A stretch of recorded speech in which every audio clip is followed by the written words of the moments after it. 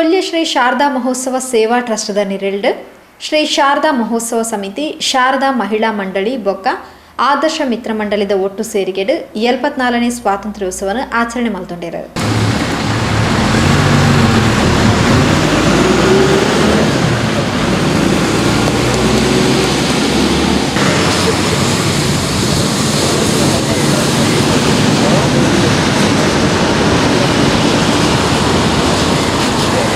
Attention, salute. विजयी विश्व तिरंगा प्यारा झंडा ऊंचा रहे हमारा, सदा शक्ति सरसाने वाला, प्रेम सुधा सरसाने वाला, वीरां को हरिहारा. आओ प्यारा वीरा आओ, देश धर्म पर बलि बलि जाओ, एक साथ सब मिलकर गाओ, प्यारा भारत देश हमारा, विजयी विश्व तिरंगा प्यारा झंडा ऊंचा रहे हमारा. ನಿವೃತ್ತ ಅಧ್ಯಾಪಕರು ಪರಾವರಣಗತಿ ವಿದಿತ ಗ್ರಾಮಾಂತರ ಜಿಲ್ಲಾ ಸಂಯೋಜಕರು ಶ್ರೀ ಚಂದ್ರಹಾಸ್ ಪಿ ಕಣ್ಣೀರ್ತೋಟ ಧ್ವಜಾರೋಹಣ ನಡೆಪಾದ ಸಂದೇಶ ಕುರಿಯರು. ನಮ್ಮ ದುರದೃಷ್ಟ ಅನ್ನಬೇಕು, ಭಾರತೀಯ ಶಿಕ್ಷಣ ಪದ್ಧತಿ ಅಥವಾ ಭಾರತೀಯ ಯುವ ಜನಾಂಗವನ್ನು ಬೆಳೆಸಿದಂಥ ನಮ್ಮ ಶಿಕ್ಷಣ ಪದ್ಧತಿ ಅದೇನು ಹಾದಿ ತಪ್ಪಿದ ಸ್ಥಿತಿಯಲ್ಲಿದೆ. ಆದ ಕಾರಣವೇ ಸುಮಾರು 200 ವರ್ಷ ಇಂಗ್ಲೀಷರ ದಾಸ್ಯದಲ್ಲಿದ್ದಂಥ ಭಾರತ 1947 ಆಗಸ್ಟ್ 15ಕ್ಕೆ ಸ್ವಾತಂತ್ರ್ಯ ಸಿಕ್ಕಿದ್ರೂ ಕೂಡ ನಮ್ಮ ದೇಶದ ಜನತೆಗೆ ಮುಂದಕ್ಕೆ ಹೇಗೆ ಹೋಗಬೇಕು ಅನ್ನುವಂಥ ಒಂದು ದಿಶಾಬೋಧ ಇಲ್ಲದಂಥ ಸ್ಥಿತಿಯಲ್ಲಿ ನಮ್ಮ ದೇಶ ನರಳಾಡುವಂಥ ಸ್ಥಿತಿ ಬಂತು. ನಮಗೊತ್ತಿದೆ, ನಮ್ಮ ಜೊತೆಗೆ ಸ್ವಾತಂತ್ರ್ಯ ಗಳಿಸಿದಂಥ ಜಪಾನ್ 2ನೇ ಲೋಕಮಹಾಯುದ್ಧದಲ್ಲಿ 2 ಅಣುಬಾಂಬ್ ಪತನದಿಂದ ಸರ್ವತ್ರ ಇಡೀ ಪೂರ್ಣ ನಾಶ ಆಗಿ ನೆಲಸಮ ಆಗುವಂಥ ಸ್ಥಿತಿ ಬಂದರೂ ಕೂಡ ಕೇವಲ 30-40 ವರ್ಷಗಳಲ್ಲಿ ಇಡೀ ವಿಶ್ವವೇ ಗೊಟ್ಟು ಮಾಡಿ ತೋರಿಸುವಂಥ ಒಂದು ಶಕ್ತಿಶಾಲಿ ಶ್ರೀಮಂತ ರಾಷ್ಟ್ರವಾಗಿ ಬೆಳೆದು ನಿಂತಿದೆ. ಆದರೆ ಭಾರತ ಸುಮಾರು 70 ವರ್ಷ ಸ್ವಾತಂತ್ರ್ಯ ನಂತರ ಬೆಳೆದು ಬಂದರೂ ಕೂಡ ಭಾರತ ಇನ್ನೂ ಕೂಡ ಏನು ಬೆಳವಣಿಗೆ ದಾರಿಯಲ್ಲಿದೆ ಅನ್ನುವಂಥ ಸ್ಥಿತಿ. ವಿಶ್ವ ರಾಷ್ಟ್ರಗಳು ಭಾರತವನ್ನು 3ನೇ ಸ್ಥಾನದಲ್ಲಿ ಕಾಣುವಂಥ ಒಂದು ಮನೋಭಾವ ಇವತ್ತು ಭಾರತದ ಸ್ಥಿತಿಯಲ್ಲಿ ನಾವು ಕಾಣ್ತಾ ಇದ್ದೇವೆ. ಆದರೆ ಸ್ವಾತಂತ್ರ್ಯ ನಂತರ ಇತ್ತೀಚಿನ ಕೆಲವು ವರ್ಷಗಳಲ್ಲಿ ಭಾರತದ ಹೆಸರು ವಿಶ್ವ ರಾಷ್ಟ್ರಗಳೆಡೆಯಲ್ಲಿ 1ನೇ ಸ್ಥಾನ. ಭಾರತವನ್ನು ಕೇಳದೆ ಯಾವುದೇ ತೀರ್ಮಾನ ತೆಗೆದುಕೊಳ್ಳಲಿಕ್ಕೆ ಸಾಧ್ಯ ಇಲ್ಲ ಅನ್ನುವಂಥ ಸ್ಥಿತಿ ನಾವು ಕಾಣ್ತಾ ಇದ್ದೇವೆ. ಅಮೇರಿಕ ಶಕ್ತಿಶಾಲಿ ರಾಷ್ಟ್ರ ಅಥವಾ ವಿಶ್ವದ ದೊಡ್ಡಣ್ಣ ಅಂತೇಳಿ ಕರೆಯಲ್ಪಡುವಂಥ ಅಮೇರಿಕ ಕೂಡ ಭಾರತದೊಡನೆ ಶಕ್ತಿಯನ್ನು ಅಥವಾ ಸಂಬಂಧವನ್ನು ಬೆಳೆಸಿಕೊಳ್ಳುವುದಕ್ಕೆ ಪ್ರಯತ್ನಿಸ್ತಾ ಇದೆ. ಇದಕ್ಕೆ ಹಿನ್ನೆಲೆ ಏನು ಅಂತೇಳಿ ನಾವು ನೋಡಿದಾಗ ಸ್ವಾತಂತ್ರ್ಯ ನಂತರ ನಮ್ಮ ಭಾರತವನ್ನು ಆಳಿದಂಥ ಒಂದು ರಾಜಕಾರಣ ಅಥವಾ ನಮ್ಮ ಅಧಿಕಾರಿ ವರ್ಗ ಅಂತೇಳಿ ಏನು ಹೇಳ್ತೇವ ಅದರ ಇಚ್ಛಾಶಕ್ತಿ ಇಲ್ಲದಿರುವಂಥದ್ದು. ಯಾರ ಬೆನ್ನೆಲುಬು ಗಟ್ಟಿ ಇದೆಯೋ ಆವಾಗ ಆ ರಾಷ್ಟ್ರ ಶಕ್ತಿಶಾಲಿ ಆಗಿರ್ತದೆ. ಆ ರಾಷ್ಟ್ರದ ಯುವ ಜನತೆಗೆ ಅಥವಾ ಆ ರಾಷ್ಟ್ರದ ಪೌರರಿಗೆ ಏನಾದರೂ ಮಾಡಬೇಕು ಅನ್ನುವಂಥ ಉತ್ಸಾಹ ಇರ್ತದೆ. ಅದೇ ರೀತಿಯಲ್ಲಿ ಆ ರಾಷ್ಟ್ರದ ಸೈನಿಕ ಶಕ್ತಿಯು ಕೂಡ ಉತ್ಸಾಹವೂ ಬರ್ತದೆ. ಆದರೆ ನಮ್ಮ ಸರ್ಕಾರಗಳು ಮಾಡಿರುವಂಥದ್ದು ಸೈನಿಕರಿಗೆ ಬರಿಗೈಯಲ್ಲೇ ಹೋಗಿ ಗಡಿಯಲ್ಲಿ ಕಾವಲು ಕಾಯಿರಿ ಅನ್ನುವಂಥದ್ದು. ಅದೇ ರೀತಿಯಲ್ಲಿ ನಮ್ಮ ಪ್ರಜೆಗಳಿಗೆ ಹಲವು ಥರದ ಮೀಸಲಾತಿ ಆಧಾರದಲ್ಲಿ ಅದೇ ರೀತಿಯಲ್ಲಿ ಅವರಿಗೆ ಸಾಲ ಮನ್ನಾ ಮಾಡುವಂಥದ್ದು, ತೆರಿಗೆ ಮನ್ನಾ ಮಾಡುವಂಥದ್ದು, ಅದೇ ರೀತಿಯಲ್ಲಿ ಪಡಿತರ ಅಕ್ಕಿಯಲ್ಲಿ ಧರ್ಮಕ್ಕೆ ಅಕ್ಕಿ ಕೊಡುವಂಥ ಈ ರೀತಿಯಲ್ಲಿ ಬರೀ ಹೊಟ್ಟೆಯ ವಿಚಾರವನ್ನು ಮಾತ್ರ ಇಟ್ಟುಕೊಂಡು ಹೊಟ್ಟೆ ತುಂಬಿಸುವಂಥ ಕೆಲಸವನ್ನು ಮಾಡಿದ ಹೊರತು ಅವರಿಗೆ ಆತ್ಮಸ್ಥೈರ್ಯವನ್ನು ತುಂಬಿಸುವಂಥ, ಅವರ ಬುದ್ಧಿಗೆ ಅಥವಾ ಮೆದುಳಿಗೆ ಶಕ್ತಿ ಕೊಡುವಂಥ ಯಾವುದೇ ಕೆಲಸವನ್ನು ಮಾಡಿಲ್ಲ. ಅದೇ ನಮ್ಮ ದೇಶ ಅನುಭವಿಸಿರುವಂಥ ದುರಂತ.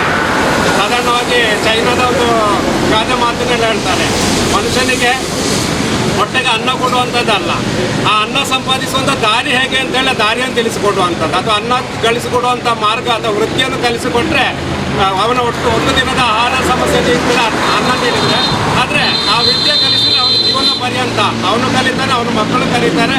ಆ ಮೂಲಕ ಅವನ ಒಂದು ಕುಟುಂಬ ಮುಂದೆ ಜೀವನದಲ್ಲಿ ಸ್ವಾವಲಂಬಿಯಾಗಿ ಮುಂದೆ ಹೋಗಲಿಕ್ಕೆ ಸಾಧ್ಯ ಅಂತೇಳಿ. ಅದ ಕಾರಣ ನಮ್ಮಲ್ಲಿ ಏನು ಇಚ್ಛಾಶಕ್ತಿ, ನಮ್ಮ ಆತ್ಮನಿರ್ಭರತೆಯನ್ನು ಹೆಚ್ಚಿಸುವಂಥ ಆ ಒಂದು ಮನೋಭಾವ ಇಷ್ಟ ಕಾಲ ನಮಗೆ ಸಾಧ್ಯ ಆಗಲಿಲ್ಲ. ನರೇಂದ್ರ ಮೋದಿ 2014 ಬಂದಂಥ ನರೇಂದ್ರ ಮೋದಿ ಅಧಿಕಾರ ಬರೀ 1 ವರ್ಷದ ಅಥವಾ 5 ವರ್ಷದ ಅಧಿಕಾರವನ್ನು ದೃಷ್ಟಿಯಲ್ಲಿಟ್ಟುಕೊಂಡು ಮಾಡಿರುವಂಥದ್ದಲ್ಲ. ಒಂದು 30, 40, 50 ವರ್ಷ ನಮ್ಮ ರಾಷ್ಟ್ರದ ಭವಿಷ್ಯವನ್ನು ಕಂಡುಕೊಂಡಿರುವಂಥ ಯೋಜನೆಯನ್ನು ತಯಾರಿಸಿದ ಕಾರಣ ನಮ್ಮ ರಾಷ್ಟ್ರ ಇವತ್ತು ಮುಂದುವರಿತಾ ಇದೆ. ಈ ಮುಂದುವರಿಬೇಕಾದ್ರೆ ನಮ್ಮಲ್ಲಿ ಬರೀ ರಾಜಕೀಯ ಶಕ್ತಿ ಇದ್ದರೆ ಸಾಲದು. ರಾಜಕೀಯ ಶಕ್ತಿಗೆ ಬೆಲೆ ಬರಬೇಕಾದ್ರೆ ಒಂದು ದೇಶದಲ್ಲಿ ಅಲ್ಲಿರುವಂಥ ಧರ್ಮಾಧಾರಿತವಾದಂಥ ಅಥವಾ ಧಾರ್ಮಿಕ ಶಕ್ತಿಯು ಕೂಡ ಜಾಗರಣ ಆಗುತ್ತೆ. ಆ ಧಾರ್ಮಿಕ ತಳಹದಿಯ ಮೇಲೆ ರಾಷ್ಟ್ರ ಶಕ್ತಿ ಅಥವಾ ಅಧಿಕಾರ ಶಕ್ತಿ ರಾಜಕಾರಣ ಬೆಳೆದಾಗ ಮಾತ್ರ ಉತ್ತಮವಾದಂಥ ಒಂದು ರಾಷ್ಟ್ರ ನಿರ್ಮಾಣ ಆಗಲಿಕ್ಕೆ ಸಾಧ್ಯ. ನಾನಿಲ್ಲಿ ಸ್ವಾಮಿ ಅರವಿಂದರು ಹೇಳಿದಂಥ ಒಂದು ಮಾತನ್ನು ಹೇಳಲಿಕ್ಕೆ ಬಯಸ್ತಾ ಇದ್ದಾರೆ. The country whose young men and women are inspired from the glory of the past, pain of the present, dream for the future will always move the path of progress.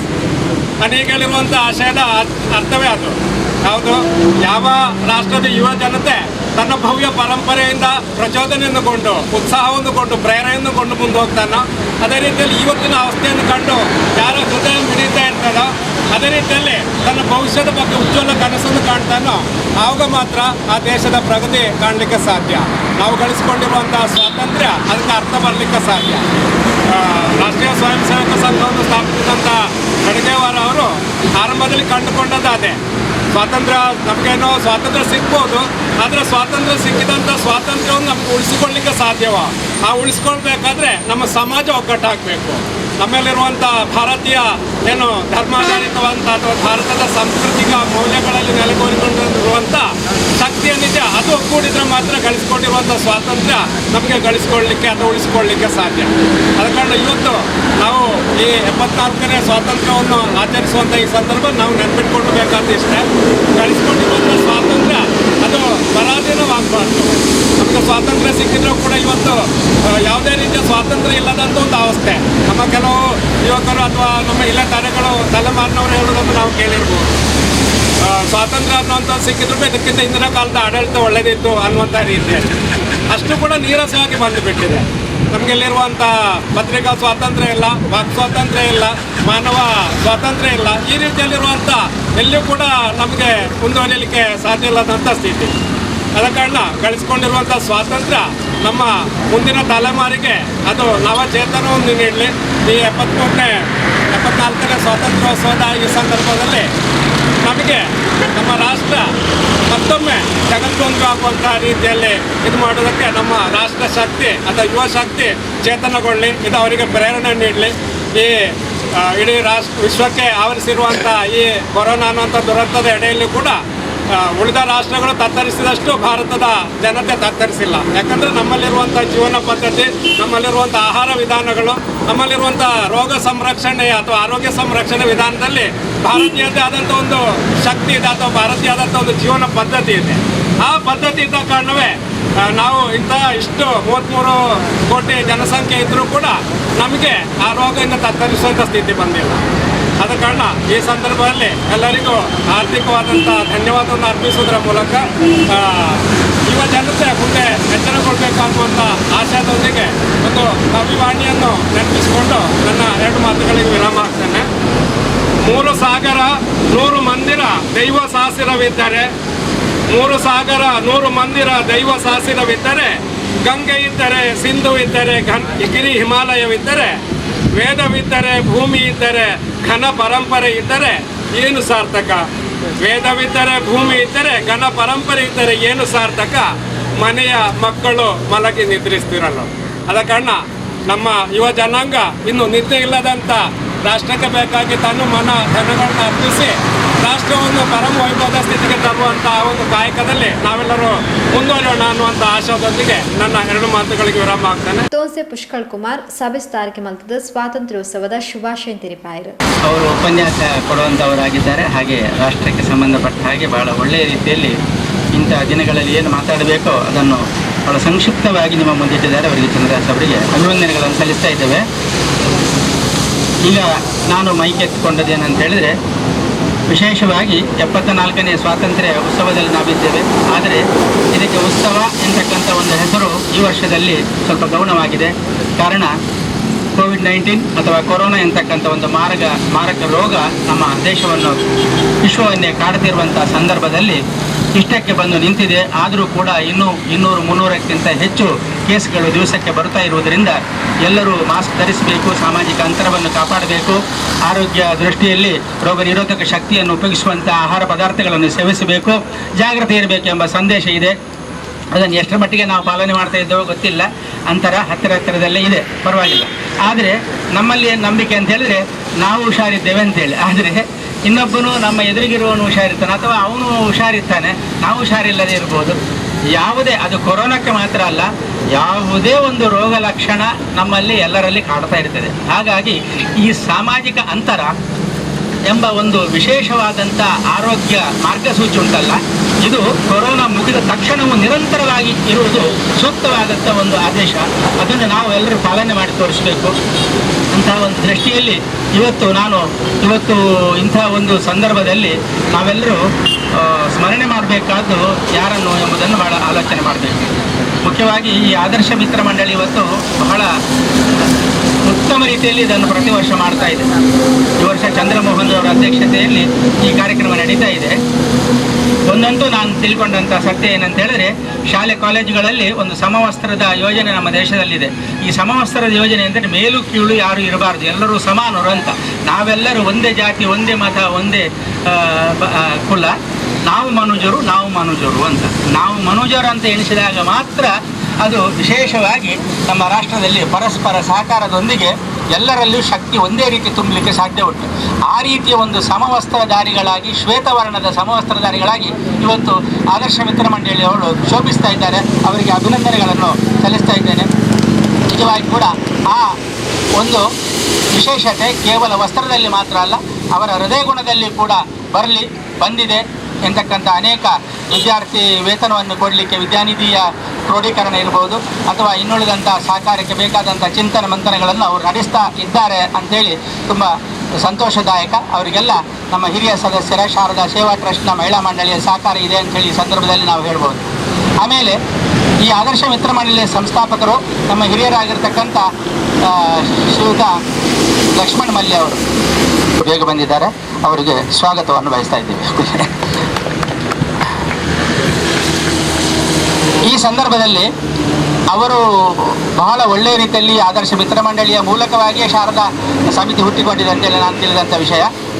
ಇಂಥ ಒಂದು ಸಮಗ್ರವಾಗಿರ್ತಕ್ಕಂಥ ಬಹಳ ಒಂದು ಉತ್ತಮ ರೀತಿಯ ಒಂದು ಸಂಘಟನೆ ಇಲ್ಲಿ ಆಗುವಲ್ಲಿ ಅವರದ್ದಾದಂಥ ಪ್ರಯತ್ನಗಳು ಆರಂಭದಲ್ಲಿ ಇತ್ತು ಎಂಬುದಕ್ಕೆ ಅನೇಕ ವಿಷಯಗಳನ್ನು ನಾವು ತಿಳಿದಿದ್ದೇವೆ.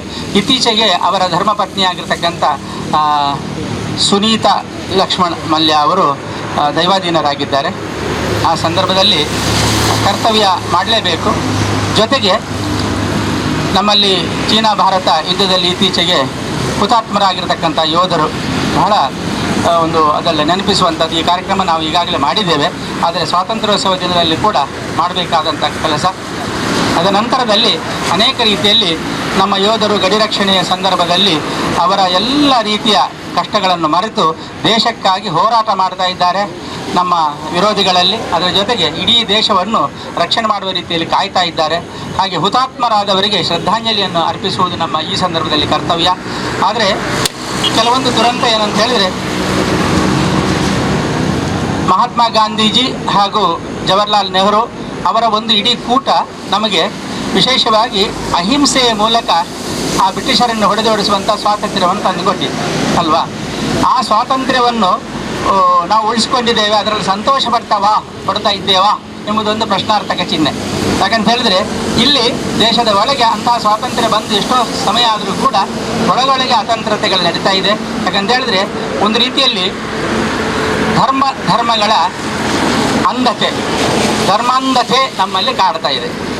ಈ ಧರ್ಮಾಂಧತೆ ಕಾಡುತ್ತಿರುವಂಥ ರೀತಿಯಲ್ಲಿ ನಾವು ಸಂಪೂರ್ಣವಾಗಿ ಇವತ್ತು ಭಾರತದಲ್ಲಿ ಸ್ವತಂತ್ರ ಆಗಿಲ್ಲ, ಇನ್ನು ಅತಂತ್ರರಾಗಿದ್ದೇವೆ. ಹಾಗಾಗಿ ಈ ರೀತಿಯಲ್ಲಿ ನಮ್ಮ ಒಂದು ಅತಂತ್ರತೆಯನ್ನು ಹೋಗಲಾಡಿಸುವ ನಿಟ್ಟಿನಲ್ಲಿ ನಮ್ಮ ಪ್ರಧಾನಿಯವರು ಬಹಳ ಪ್ರಯತ್ನ ಮಾಡ್ತಾ ಇದ್ದಾರೆ. ಈಗಾಗಲೇ ಭಾಷಣ ಮಾಡಿದ್ದಾರೆ ಸುಂದರವಾಗಿ. ಕೆಂಪುಕೋಟೆಯಲ್ಲಿ ಧ್ವಜಾರೋಹಣ ಮಾಡಿ ಪ್ರಧಾನಿಯವರ ಅನೇಕ ಯೋಜನೆಗಳು ಅದೆಷ್ಟು ಅಮೂಲ್ಯವಾದುದು ಅಂತ ಹೇಳಿದರೆ ಇಡೀ ರಾಷ್ಟ್ರವನ್ನು ಇಡೀ ವಿಶ್ವದಲ್ಲಿ ಯಾರು ಮುಟ್ಲಿಕ್ಕೆ ಸಾಧ್ಯ ಇಲ್ಲದ ಹಾಗೆ, ಯಾರೂ ಕೂಡ ನಮ್ಮನ್ನೇ ಫಾಲೋ ಮಾಡುವ ರೀತಿಯಲ್ಲಿ ಅವರ ಎಲ್ಲ ಆರ್ಥಿಕವಾಗಿರ್ಬೋದು, ಧಾರ್ಮಿಕವಾಗಿರ್ಬೋದು ಮತ್ತು ದೇಶವನ್ನು ಕಟ್ಟುವ ರೀತಿಯಲ್ಲಿರ್ಬೋದು ಎಲ್ಲವೂ ಇದೆ. ಆದರೆ ಅದರ ಪ್ರಯೋಜನ ಗ್ರಾಮ ಮಟ್ಟದವರೆಗೆ ಎಷ್ಟು ಬರ್ತದೆ ಅಂತ ಹೇಳಲಿಕ್ಕೆ ಸಾಧ್ಯ ಇಲ್ಲ. ಅದು ಎಲ್ಲರೂ ಕೂಡ ಪ್ರಧಾನಿ ಗುಣದವರಾದರೆ ಮಾತ್ರ ಸಾಧ್ಯ ಆಗ್ತದೆ, ಇಲ್ಲದಿದ್ದರೆ ಸಾಧ್ಯ ಆಗಲಿಕ್ಕಿಲ್ಲ ಇನ್ನೂ ಕೆಲವು ವರ್ಷ. ಆ ನೆಲೆಯಲ್ಲಿ ಅದನ್ನು ಕೂಡ ನಾವು ಚಿಂತಿಸಬೇಕಾಗಿದೆ.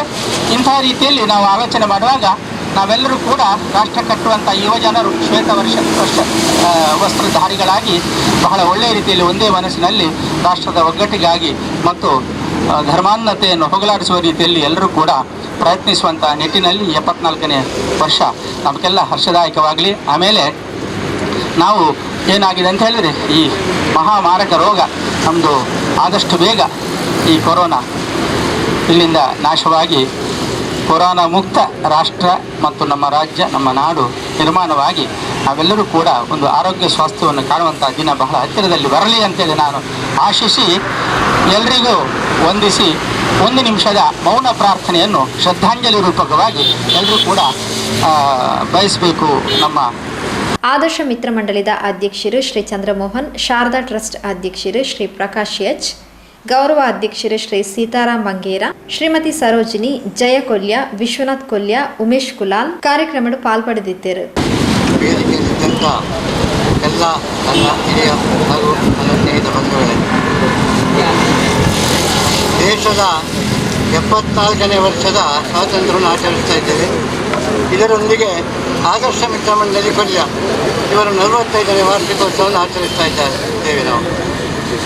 ಆದರೆ ಇವತ್ತು ದೇಶದ ಪರಿಸ್ಥಿತಿ ಹೇಗಿದೆ, ಯಾವ ರೀತಿಯಲ್ಲಿದೆ ಅಂತ ಎಲ್ಲರಿಗೂ ತಿಳಿದಂಥ ವಿಷಯ. ದೇಶದ ಸ್ವಾತಂತ್ರ್ಯಕ್ಕಾಗಿ ಗಾಂಧಿ ನೆಹರು ಅವರ ಜೊತೆಗೆ ತೆರೆಯ ಮರೆಯಲ್ಲಿ ಇದುವರೆಗೆ ನಮ್ಮ ಒಂದು ಇತಿಹಾಸದಲ್ಲೇ ಇಂದಿನ ಕೆಲವು ಘಟನೆಗಳಂತ ಮುಚ್ಚಿ ಹಾಕಿದಂಥ ವಿಷಯ ಪ್ರಕಾರ ಶ್ರೀಯುತ ದಿವಂಗತ ಸಾವರ್ಕರ್ ಹಾಗೂ ಭಗತ್ ಸಿಂಗ್, ಡಾಕ್ಟರ್ ರಾಜೇಂದ್ರ ಪ್ರಸಾದ್, ವಲ್ಲಭಾಯ್ ಪಟೇಲ್, ಹಾಗೆ ಹಲವಾರು ನಮ್ಮ ನೇತಾಜಿ ಸುಭಾಷ್ ಚಂದ್ರ ಬೋಸ್ ಇವರಂಥ ಧೀರರು, ಹಾಗೆ ಕಿತ್ತೂರು ಚೆನ್ನಮ್ಮ, ಝಾನ್ಸಿ ರಾಣಿ ಲಕ್ಷ್ಮೀಬಾಯಿ, ಅನೇಕ ಸಾವಿರಾರು ಮಂದಿ ದೇಶದ ರಕ್ತ ಹರಿಸಿ ನಮಗೆ ಬ್ರಿಟಿಷರ ಪರವಾಗಿ ನಿಂತು ಸ್ವಾತಂತ್ರ್ಯವನ್ನು ತಂದುಕೊಟ್ಟರು.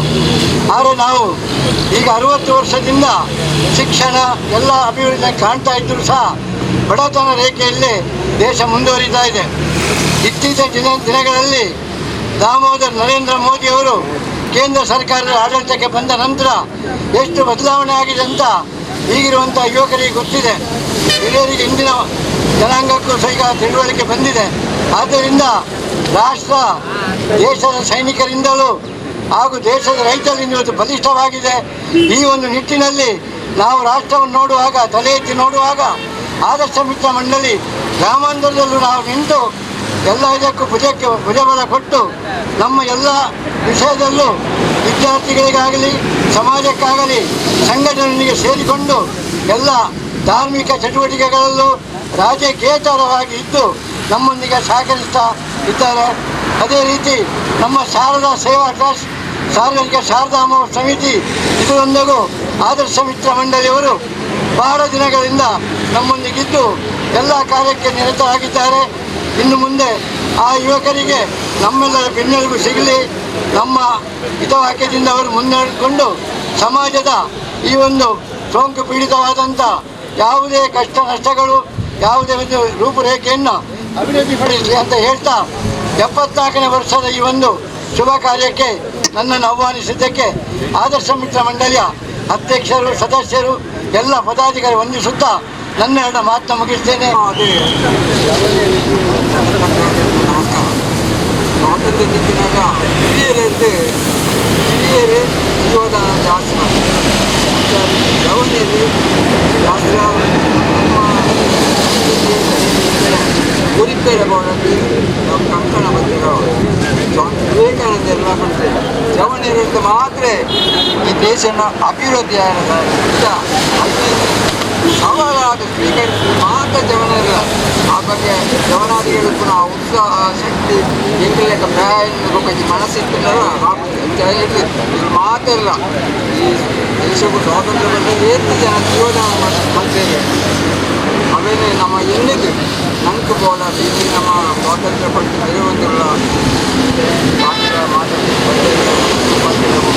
ಮಾತೆ ದೇಶ ಧರ್ಮ ಮಾನವೀಯತೆ ಏನು ಮಾತ ಮನಸ್ಸಿಗೆ ಈ ಒಂದು ಐದು ಅನುಸಾರವಾಗಿ ಕಾರ್ಯಪ್ರವೃತ್ತಗಳು ಜವಳಿಗಳ ಮಾತೆಲ್ಲ ತರತಕ್ಕಾದ ಭಿನ್ನವಿಸುವ ಈ ಅವಕಾಶ ಕೊಡಲಿಕ್ಕೆ ನಮ್ಮ ವ್ಯವಸ್ಥಾಪಕರಿಗೆ ಚಂದ್ರಸ್ ಪಿ ಅವರು ಪ್ರಸ್ತುತ ಕಣ್ಣೀರು ತೋಟ ನಿವಾಸಿಯಾಗಿದ್ದಾರೆ ಹಾಗೂ ನಿವೃತ್ತ ಅಧ್ಯಾಪಕರು.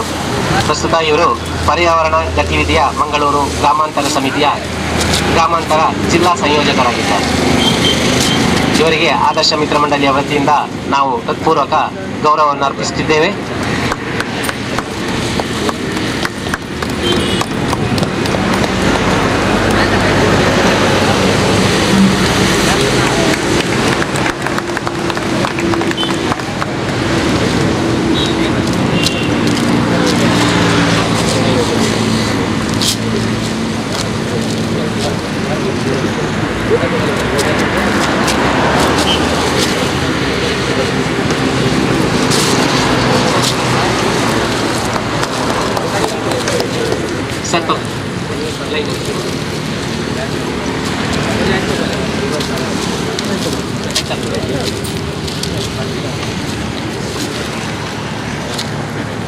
ಶ್ರೀ ಹರೀಶ್ ಕೊಲ್ಯ ಎತ್ಕೊಂಡಿರು ಸೀತಾರಾಮ್ ಬಂಗೇರ ಮೇರೆಗೆ ಸೊಲ್ಮೇಲೆ ಅಂಜನೆ ನನ್ನವರಿ ಅತಿಥಿ అయినంచిన జయ కొల్య మీరు అల్పరదేన ಜ್ಞಾನದಾಲ ಪಾತ್ರ ರಚಿಸಿ ನನ್ನ ಸಹಕಾರ ಎಂಬುದೊಟ್ಟಿಗೆ ಉಂಡು ಪಂಡದು ಇವುಗಳೊಟ್ಟಿಗೆ ಬಂತೇವೆ ಮೇರೆಗಳ ಎಂಗಳ ಆದರ್ಶ ಮಿತ್ರ ಮಂಡಲದ ಪರವಾದ ಗುಡದಿ ಮೀನ ಸೊಲ್ಮೇಲೆ ಸಂದ ಒಂದು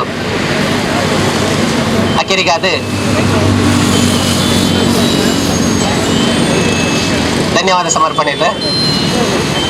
ಇನ್ನಿತ 74 ವರ್ಷದ ಇನ್ನಿತ ಧ್ವಜಾರೋಹಣ ಮಲ್ತಿನಂಚಿನ ಶ್ರೀ ಚಂದ್ರಾಸ್ ಪಿ ಕಣ್ಣೀರ್ ತೋಟ ಅಧ್ಯಾಪಕರು ನಿವೃತ್ತ ಅಧ್ಯಾಪಕರು ಒಕ್ಕ ಪರ್ಯಾವರಣ ಗತಿವಿಧಿ ಮಂಗಳೂರು ಗ್ರಾಮಾಂತರ ಜಿಲ್ಲಾ ಸಂಯೋಜಕರು ಮೇರೆಗೆ ಇಂಗಿನ ಆದರ್ಶ ಮಿತ್ರ ಮಂಡಲದ ಪರವಾದ ಉಡಲ್ದಿನ ಸೊಲ್ಮೇಲಿನ ಸಂದ ಒಂದುಲ್ಲ ಅಂಚನೆ ವೇದಿಕೆಡ ಆಸೀನರಾದಿತ್ಯನಂಚಿನ ಶಾರದಾ ಸೇವಾ ಟ್ರಸ್ಟ್ದ ಗೌರವಾಧ್ಯಕ್ಷರಾಯನ ಶ್ರೀಯುತ ಸೀತಾರಾಮ್ ಬಂಗೇರ ಕೊಲ್ಯ ಅಂಚನೆ ಶಾರದಾ ಸೇವಾ ಟ್ರಸ್ಟ್ದ ಅಧ್ಯಕ್ಷರಾಯನ ಪ್ರಕಾಶ್ ಎಚ್ ಕೊಲ್ಯ ಅಂಚನೆ ಎಂಗೆಲ್ಲ ಪರಿಸರದಾರನಂಚಿನ ಜಯ ಕೊಲ್ಯ ಬೊಕ್ಕ ಆದರ್ಶ ಮಿತ್ರ ಮಂಡಳಿದ ಅಧ್ಯಕ್ಷರಾಯನ ಚಂದ್ರಮೋಹನ್ ಕೊಲ್ಯ ಅಂಚನೆ ಶಾರದಾ ಮಹಿಳಾ ಮಂಡಳಿದ ಅಧ್ಯಕ್ಷರಾಯನ